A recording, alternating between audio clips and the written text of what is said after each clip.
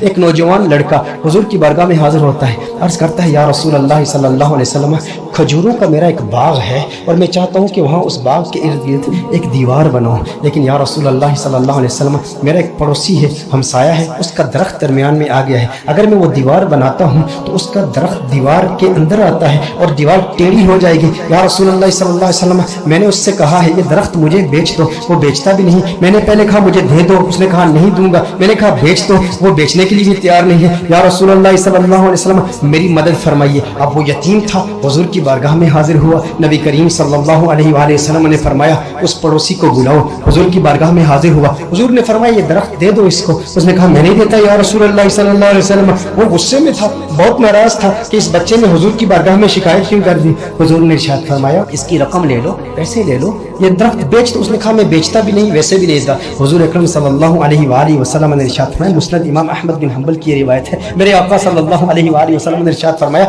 اچھا ایسا کرو کہ یہ درخت تم اس کی قیمت بھی لے لو اور اس درخت کے بدلے جنت میں ایک ایسا درخت ہوگا کہ جس کا سایہ اتنا طویل ہوگا کہ اس کے نیچے اگر 100 سال تک ایک سوار اگر سواری کرتا رہے تو اتنی طوالت ہے اس کی، اتنا سایہ ہے اس کا، وہ درخت جنت کا بھی لے لو۔ اس نے کہا یا رسول اللہ صلی اللہ علیہ وسلم میں قبول نہیں کرتا۔ اب وہاں پر صحابہ کرام علیہم رضوان موجود ہیں، حضرت سیدنا ابو الدحداء رضی اللہ تعالی عنہ صحابی رسول موجود ہیں، وہ عرض کرتے ہیں یا رسول اللہ صلی اللہ علیہ وسلم آقا اگر یہ درخت میں کسی طریقے سے اس سے خرید کر اس یتیم کو دے دوں تو کیا یہ آپشن میرے لیے بھی اوپن ہے کہ جنت میں مجھے بھی وہ درخت مل جائے گا؟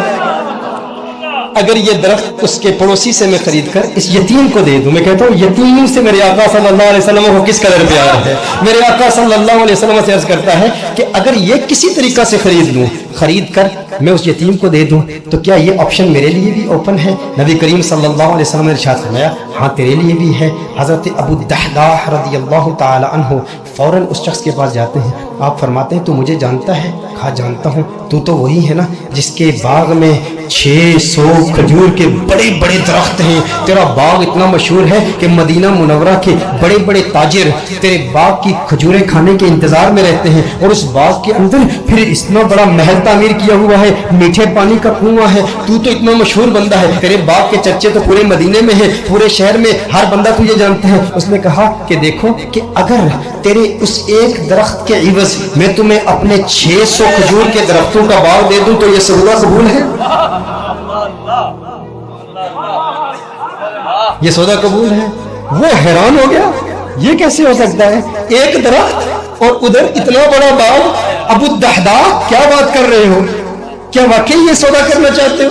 ابو الدحداء رضی اللہ تعالی عنہ نے فرمایا بالکل، وہ میرا پورا باغ تیرا 600 کھجور کے درخت ہیں، اس میں ایک بڑا ہی خوبصورت محل ہے اور اس کے گرد ایک بڑی نمایاں دیوار ہے جو مدینہ منورہ میں دور دور سے نظر آتی ہے۔ کہا وہ بھی تجھے دے دوں گا، وہ محل بھی تیرا، وہ ساری کھجوروں کے درخت بھی تیرے، وہ سارا باغ بھی تیرا، کس کے عوض؟ ایک درخت۔ کہا ٹھیک ہے، اور حضور کی گواہی میں یہ سودا ہوتا ہے۔ اب ابو الدحداء رضی اللہ تعالیٰ عنہ فوراً وہاں سے جاتے ہیں، اب ان کی جو زوجہ ہے وہ اس باغ کے اندر ہے، باہر سے آواز دیتے ہیں اپنی زوجہ کو، ہے ام دحداء ذرا باہر آؤ باہر آؤ، میں نے اس باغ کو بیچ دیا ہے۔ اب ام دحداء جانتی ہیں یہ بہت بڑا تاجر ہے، بہت بڑا بزنس مین ہے، خسارے کا سودا نہیں کرتا، کبھی خسارے کا سودا نہیں کرتا۔ ام دحداء نے کہا ہے وہ دحداء کیسے سودا کیا ہے؟ کہا جنت کے ایک درخت کے عوض میں نے بیچا ہے۔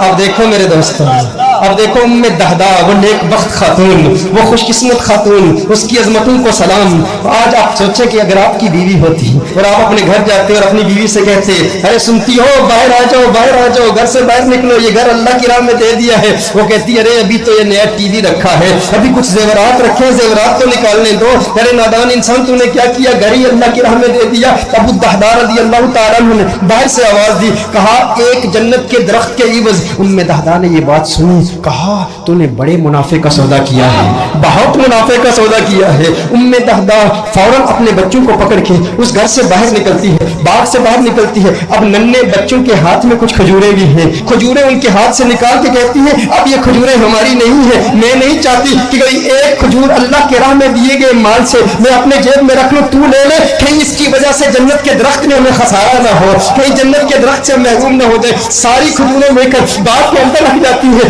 کہا کہ اس کا ایک ننھا بیٹا تھا، اس کے منہ میں ایک کھجور تھی، मुंह से खजूर निकाल कर फौरन बाग में रख दी। कहा अब इस पर हमारा कोई हक नहीं है, ये अल्लाह का माल है, अब हमने अल्लाह की राह में दे दिया है। अब इस पर उलमा के दो कौल हैं। एक मारूफ कौल की रोशनी में अर्ज करता हूँ कि अबू दहदा रज़ी अल्लाह तआला अन्हु के इस बाग के अलावा उनके पास और कोई बाग भी नहीं था, उनके पास और कोई दौलत भी नहीं थी, उनके पास और कोई माल भी नहीं था। लेकिन अबू दहदा रज़ी अल्लाह तआला अन्हु हुजूर की बारगाह में फिर हाजिर होते हैं, अर्ज करते हैं या रसूल अल्लाह सल्लल्लाहु अलैहि वसल्लम, आका ये सौदा पक्का है ना, आका ये सौदा पक्का है ना। नबी करीम सल्लल्लाहु अलैहि वसल्लम खुश हो जाते हैं और हुजूर खुश होकर फरमाते हैं कम मिन इज़्किन रदाहिन लि अबी दहदा फिल जन्नह, कम मिन इज़्किन रदाहिन लि अबी दहदा फिल जन्नह, कम मिन इज़्किन रदाहिन लि अबी दहदा फिल जन्नह। रावी कहता है हुजूर बार बार पढ़ ले, मुसलसल पढ़ ले, मुसलसल ये जुमले कह रहे हैं अबू दहदा तेरे लिए जन्नत में कितने दरख्तों की, कितनी टहनियों पे कितनी खजूरें, माला माल है तू। बार बार हुजूर इरशाद फरमा रहे बार बार यही जुमले। और दो रिवायात इसमें, दो मुख्तलिफ रिवायात में मुख्तलिफ अल्फाज है। कम मिन इज़्किन रदाहिन लि अबी दहदा फिल जन्नह। हुजूर अकरम सल्लल्लाहु अलैहि वसल्लम ने एक दूसरी रिवायत में फरमाया एक दरख्त के इवज एक दरख्त का सौदा किया था, अब तो तूने 600 दरख्त दे दिए तो जन्नत में 600 दरख्त तो कम से कम तुझे मिलेंगे ना। मैं मोहम्मद अरबी सल्लल्लाहु अलैहि वसल्लम जन्नत में देख रहा हूँ कि खजूरों के कितने दरख्त अल्लाह जल्ल व अला ने तुझे दे दिए हैं। मेरे दोस्तों इतनी कुर्बानी दी, एक यतीम की खातिर दी, लेकिन उन लोगों की कुर्बानी का अंदाज भी देखे, उनकी कुर्बानी का अंदाज भी निराला है। आज कोई कुर्बानी दे ना और उसे जन्नत की जमानत मिल जाए, या कोई कहे, कोई शेख ही कह दे, कोई स्कॉलर ही कह दे, कोई ऑर्गेनाइजेशन का मेंबर ही कह दे, कोई तहरीक वाला ही कह दे इतना काम करे ना तो फिर तेरा काम कबूल हो जाएगा। वो कहते हैं मैंने तहरीक के लिए, मैंने दीन के लिए, मैंने इस मस्जिद की तामीर के लिए, मैंने कंजुल हुदा के लिए, मैंने दीनी ऑर्गेनाइजेशन के लिए, अपनी तहरीक के लिए इतना बड़ा काम किया, अब ये काम काफी है। लेकिन सहाबा किराम अलैहिम रिदवान का ये मिजाज नहीं था।